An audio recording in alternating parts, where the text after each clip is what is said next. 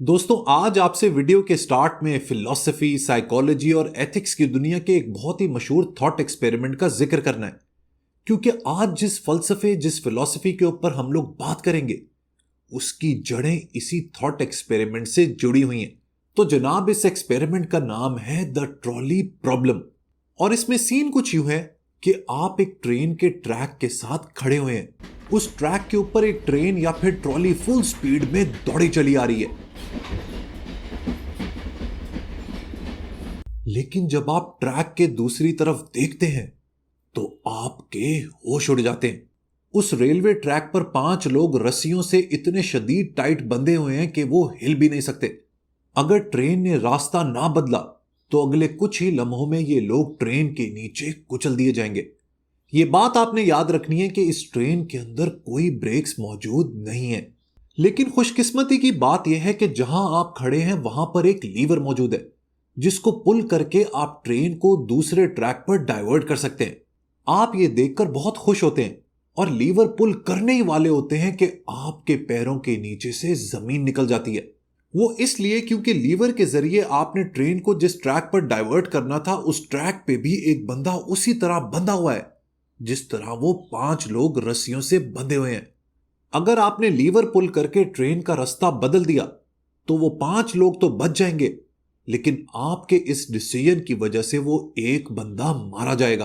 अब ऐसी mind boggling situation में आप क्या करेंगे? क्या ट्रेन को उसी ट्रैक पर चलने देंगे ताकि आपके ऊपर कोई इल्जाम ना आए, या फिर उस लीवर को पुल करके उन 5 लोगों की जान बचा लेंगे, उस एक शख्स की जान की कुर्बानी देके? है ना दोस्तों, होश उड़ा देने वाली प्रॉब्लम। इसको एथिक्स की जुबान में मॉरल डिलेमा कहते हैं। और इसी ट्रॉली प्रॉब्लम से जुड़ा हुआ है फलसफे का एक पाथ ब्रेकिंग आइडिया जिसका नाम है यूटिलिटेरियनिज्म।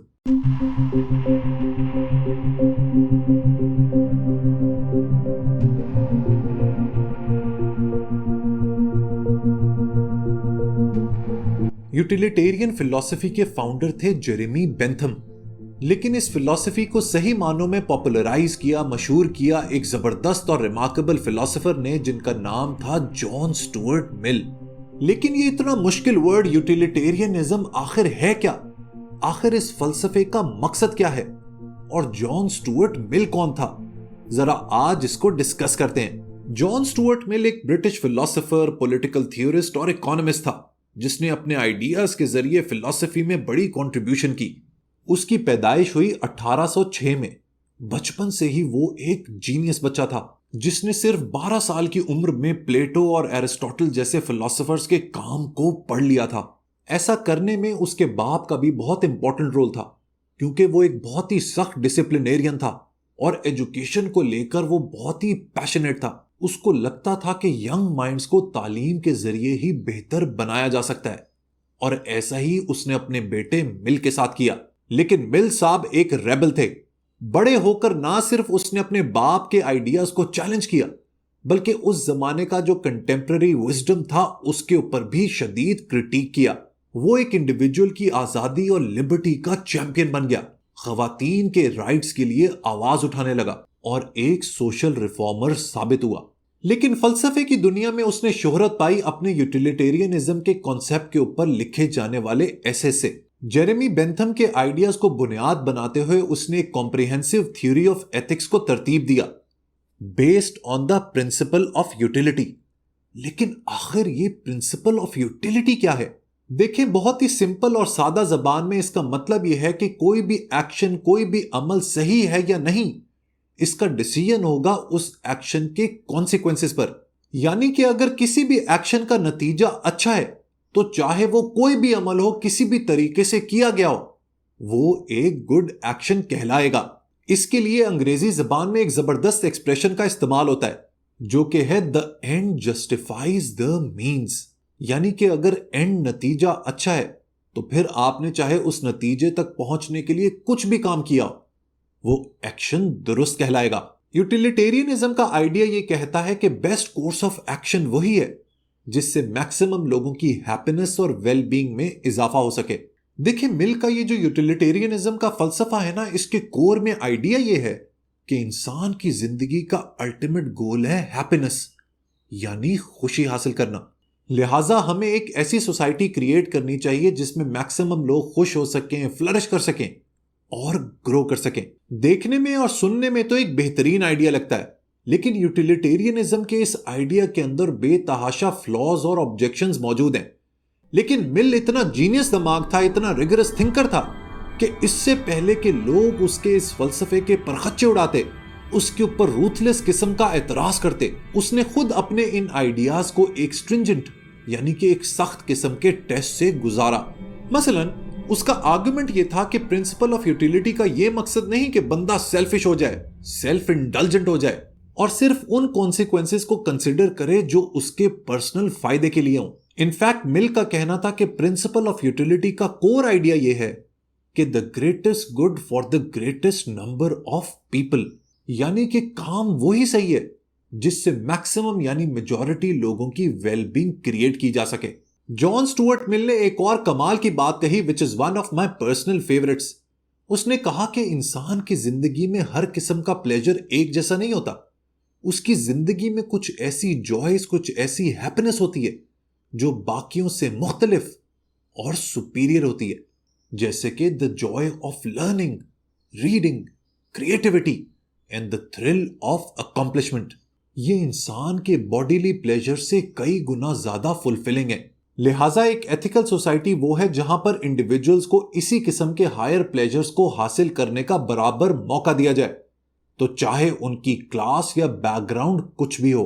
अब जरा मिल के इस फलसफे की गहराई में जाते हैं। देखिए, ये जो यूटिलिटेरियनिज्म का कॉन्सेप्ट है ना, इसके पीछे एक बहुत ही डिसेप्टिवली सिंपल आइडिया है। वो आइडिया ये है कि कोई भी एक्शन कितना सही है ये डिपेंड करता है कि उस एक्शन से कितनी मिकदार में खुशी यानी हैप्पीनेस प्रोड्यूस होती है।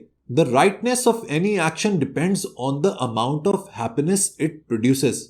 ये स्टेटमेंट इस प्लेजर प्रिंसिपल का एसेंस है।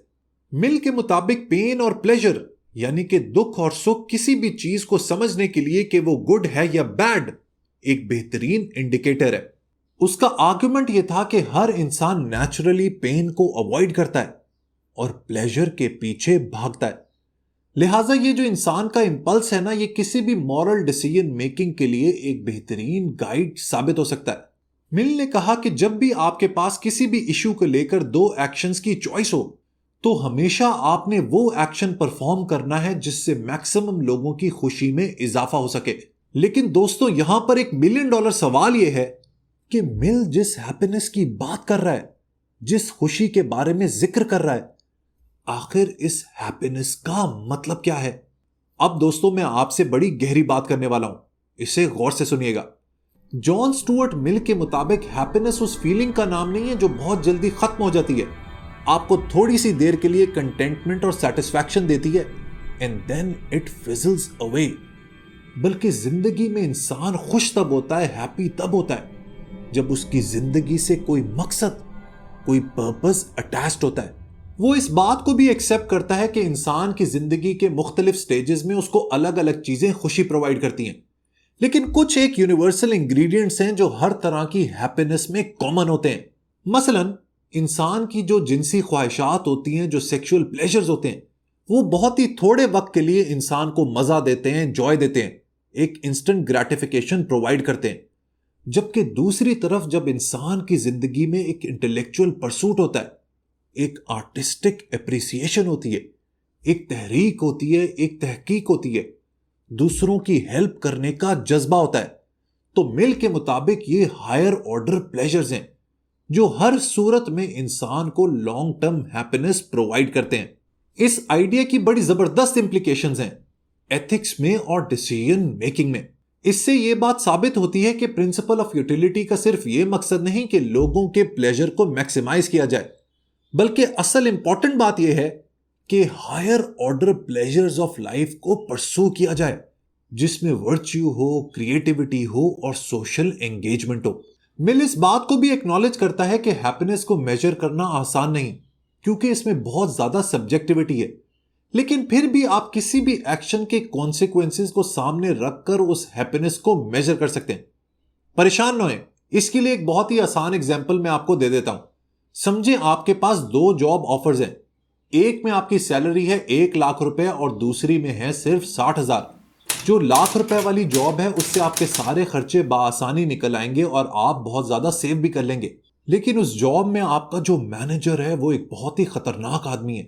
उसने एक टॉक्सिक कल्चर बना कर रखा हुआ है जिससे आपकी मेंटल हेल्थ बिल्कुल तबाह बर्बाद हो जाएगी। जबकि दूसरी तरफ जो 60,000 की जॉब है उससे बमुश्किल आपके खर्चे पूरे होंगे, लेकिन मेंटली आप बहुत ज्यादा सुकून में होंगे। अब दोनों जॉब के कॉन्सिक्वेंसेस आपके सामने है। अगर पैसा आपके लिए सब कुछ है तो then you can go for that 1 lakh rupee per month job. लेकिन अगर मेंटल हेल्थ आपके लिए सुप्रीम है तो आप उस लाख रुपए की जॉब को ठुकरा के उस 60,000 वाली जॉब को चूज कर लेंगे। यूटिलिटेरियनिज्म का ये जो फलसफा है ना, इसका एक और बड़ा कमाल है। ये हर तरह की रिजिड और इनफ्लेक्सिबल रसूमात, कस्टम, ट्रेडिशंस और मजहबी तोहम परस्ती को उठाकर बाहर फेंक देता है, डेसिमेट कर देता है। मिल का इसके हवाले से आर्गुमेंट यह था कि कोई भी ऐसी थ्योरी, कोई भी ऐसी आइडियोलॉजी जो यूटिलिटेरियनिज्म की इस स्टेटमेंट के maximum good for the greatest number of people को ओपोज करती है, वो इंट्रिंसिकली फ्लॉड है। मसलन कुछ सोसाइटीज में आज भी उमरा को यानी कि अमीर लोगों को, एरिस्टोक्रेट्स को सुपीरियर समझा जाता है।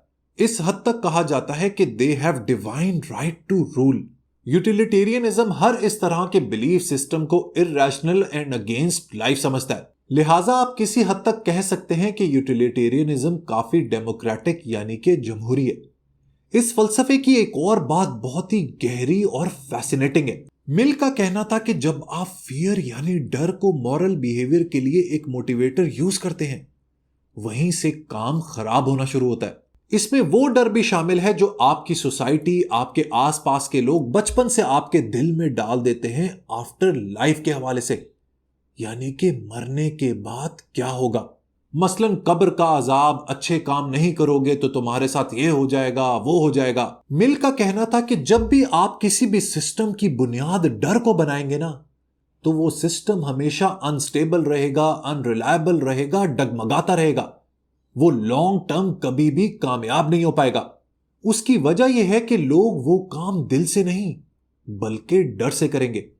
ऐसी सोसाइटीज में लोग सारी उम्र सजा और जजा के चक्कर में गुजार देते हैं, कभी सवाब के पीछे भागते हैं, कभी गुनाह से डरते रहते हैं, इसकी बजाय कि कोई बड़ा सोच सकें, जिंदगी में कोई बड़ा काम कर सकें विदाउट एनी कंडीशंस। यहां पर मिल स्टोइसिज्म और एसेटिसिज्म पर भी बड़ी तनकीद करता है। ये दोनों कॉन्सेप्ट्स ये कहते हैं कि सफरिंग एक वर्च्यू है और खुशी की तलाश एक बेकार अमल है। इन कॉन्सेप्ट्स का कोर आइडिया यह है कि जिंदगी में आप अपनी डेप्रिवेशंस को, अपनी सफरिंग को, अपने दुखों को, अपनी कमियों को जितना ज्यादा अपने गले लगाएंगे, उतना ही आपका कैरेक्टर तगड़ा होगा और आप मॉरली सुपीरियर होंगे। मिल ने इस आइडिया को भी फ्लॉड कहा क्योंकि यूटिलिटेरियनिज्म किसी भी तरह के सेल्फ डिनायल को पसंद नहीं करता। उसकी वजह यह है कि सेल्फ डिनायल का नतीजा होता है pain, and pain never leads to happiness.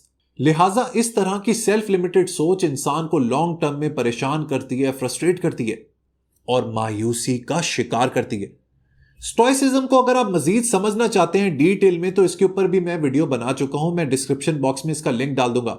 Do watch that video, it's a great concept. लेकिन फिलॉसफी के इस बहुत ही मशहूर आइडिया के बारे में मेरी कुछ रिजर्वेशंस भी हैं जिनका जिक्र मैंने उस वीडियो में किया है। Do watch it out. अब जब एथिकल डिसीजन मेकिंग को हमने रिलीजन से, कस्टम से, ट्रेडिशन से, कल्चर से आजाद करवा लिया, तो अब जस्टिस सिस्टम और यूटिलिटेरियनिज्म का क्या कनेक्शन है? देखें, यूटिलिटेरियनिज्म में वो प्रिंसिपल्स जो किसी भी जस्ट और एथिकल सोसाइटी को गाइड करते हैं वो बेस करते हैं on the concept of proportionality. ओहो, इतना मुश्किल सेंटेंस, घबराएं नहीं, मैं आपके लिए बहुत ही आसान कर देता हूं। ये एक इंटरेस्टिंग आइडिया है। इस आइडिया के मुताबिक आपने जब भी किसी मुल्जिम को सजा देनी है ना, तो वो सजा या क्राइम उस मिस्टेक के कॉन्सिक्वेंसेस के बराबर होनी चाहिए जो उसने कमिट किया। मसलन कोई शख्स अगर अपने भूखे बीवी बच्चों के लिए दुकान से डबल रोटी चुराता है तो उसकी सजा कम होनी चाहिए बजाय उस शख्स के जिस शख्स ने डिलिबरेटली मर्डर कमिट किया। अब कहने और सुनने में तो ये बड़ी ही ऑब्वियस बात लगती है और हमें लगता है कि यार सोसाइटी तो इसी तरीके से चलती है, लेकिन दोस्तों ऐसा होता नहीं है। किसी भी क्राइम के सर्कमस्टांसेस को देखकर उसके कॉन्सिक्वेंसेस के हिसाब से नतीजा देना काफी मुश्किल काम है, काफी सब्जेक्टिव है। ऐसी सिचुएशंस में यूटिलिटेरियन अप्रोच ये देखती है कि क्या उस जुर्म की सजा देने से फ्यूचर में लोग उस क्राइम को करने से डरेंगे या फिर उस सजा को देने से मुआशरे में अनरेस्ट बढ़ेगा, लोगों के अंदर सिस्टम के लिए नफरत में इजाफा होगा। क्या इस क्राइम की सजा देने से वो मुजरिम रिहैबिलिटेट हो जाएगा, सही हो जाएगा, या फिर मुआशरे से कट जाएगा? ये वो सवाल हैं जिनका जवाब देना यूटिलिटेरियंस के लिए बहुत ज्यादा इंपॉर्टेंट होता है। अब दोस्तों, नॉर्मल लाइफ के कुछ और मॉरल डिलेमास को यूटिलिटेरियनिज्म के टेस्ट से गुजारते हैं। कुछ लम्हों के लिए समझें कि आप एक डॉक्टर हैं, कोविड का जमाना है और अस्पताल मरीजों से ओवरफ्लो हो रहा है, लिमिटेड वेंटिलेटर्स हैं और एक के अलावा सब मरीजों के इस्तेमाल में है। अब आपके पास साइमल्टेनियसली यानी कि एक ही वक्त में 2 मरीज आते हैं जो क्रिटिकली इल हैं। अगर आपने उन्हें वेंटिलेटर ना दिया तो वो इंतकाल कर जाएंगे। उन पेशेंट्स में से एक 25 साल की यंग मदर है जिसके घर पे 3 साल और 1 साल के छोटे बच्चे मौजूद हैं, जबकि जो दूसरा पेशेंट है उसकी उम्र 70 साल है और वो काफी अरसे से काफी बीमार है। अब आपने ये हार्ट रेंचिंग फैसला लेना है, ये बहुत ही इंपॉर्टेंट डिसीजन लेना है कि वो एक वेंटिलेटर आप किसको देंगे। याद रखें, ऐसी सिचुएशंस में कोई भी राइट या रॉन्ग आंसर नहीं होता, लेकिन यूटिलिटेरियनिज्म के फलसफे को अगर आप फॉलो करेंगे तो आप उस औरत को, जो यंग मदर है, उसको वेंटिलेटर पर डाल देंगे। This in no way means कि वो जो 70 साल के बुजुर्ग हैं उनकी जिंदगी की इंपॉर्टेंस कम है। फर्क सिर्फ यह है कि उस औरत की जिंदगी से 2 यंग बच्चों की जिंदगी जुड़ी हुई है, जिसकी वजह से यूटिलिटेरियनिज्म का फलसफा इस्तेमाल करते हुए आप इस सिचुएशन को बेहतर नेविगेट कर पाएंगे। यूटिलिटेरियनिज्म के फलसफे के अंदर शायद हमारे सारे सवालों के जवाब मौजूद ना हो, लेकिन कहीं ना कहीं ये हमें लाइफ में डिसीजन मेकिंग में जरूर हेल्प कर सकती है। अब आप मुझे बताएं कि क्या उस रेलवे ट्रैक पर खड़े हुए आप उस लीवर को पुल करेंगे या फिर नहीं? वीडियो पसंद आई हो तो लाइक बटन जरूर प्रेस कीजिएगा and don't forget to subscribe to Book Buddy. Until next time, good bye.